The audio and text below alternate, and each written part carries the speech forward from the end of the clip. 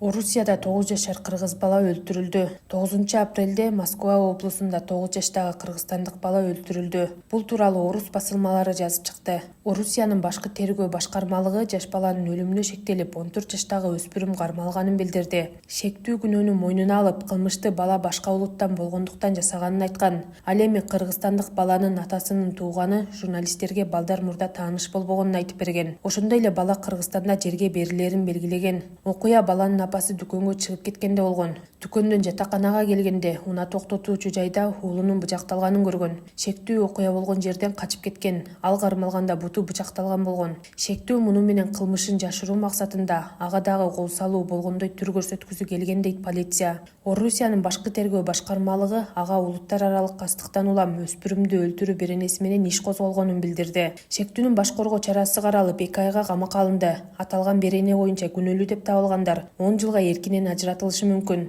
Кыргызстандын Тышкы иштер министрлиги жана Орусиядагы элчилиги кыргызстандык баланын өлүмү боюнча маалымат бере элек.